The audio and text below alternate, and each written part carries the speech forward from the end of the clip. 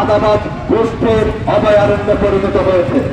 এটা চট্টগ্রাম জেলা পুলিশ এবং চট্টগ্রাম মেট্রোপলিটন পুলিশের দুই পুলিশ অঞ্চলের মধ্যবর্তী স্থানে ওখানে কোনো ঘটনা ঘটলে মেট্রোপলিটন পুলিশ বলে এটা জেলা পুলিশের আন্ডারে, জেলা পুলিশের বলে থাকে এটা মেট্রোপলিটন এলাকা বাইকি থানার আন্ডারে। আমরা এসব জিনিস বলতে চাই না। আমরা বলতে চাই চট্টগ্রাম জেলার সন্ত্রাসী চাঁদাবাজদের অভয়ারণ্য জঙ্গল সেলিমপুর আজকে একদিনে গড়ে ওঠে না।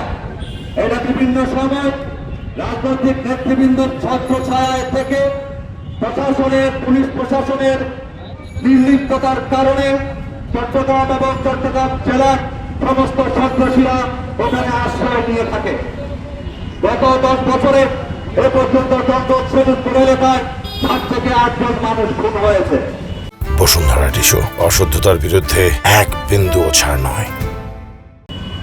আমরা জেলা পুলিশ প্রশাসনের দৃষ্টি আকর্ষণ করে বলতে চাই, আমাদের হোসেন জিয়াদ এবং পারভেজ তার দায়িত্ব পালন করতে গিয়েছিল, কারণ তার আগের দিন রাত্রে এখানে একটা ভয়াবহ রক্তময় সংঘর্ষের ঘটনায় একজন নিহত হয়েছে এবং 10 জন আহত হয়েছে।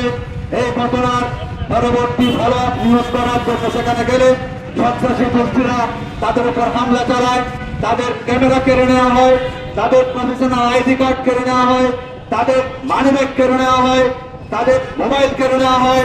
আমরা জেলা পুলিশ প্রশাসনকে বলতে চাই 48 ঘন্টার মধ্যে এই যে ছিনতাই হওয়া টেলিভিশনের ক্যামেরা, সাংবাদিকদের মোবাইল, তাদের প্রফেশনাল আইডি কার্ড, তাদের ছিনতাই হওয়া মানিব্যাগ আপনারা উদ্ধার করে দেবেন।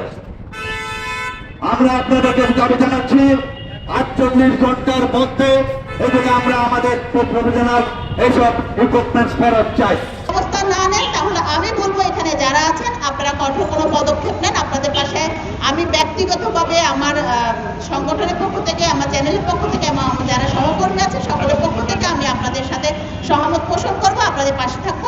আর বিগত 4 আগস্ট 2024 এখানে আমরা কারা কারা সমাবেশ করেছেন আমাদের কাছে সমস্ত লিস্ট আছে।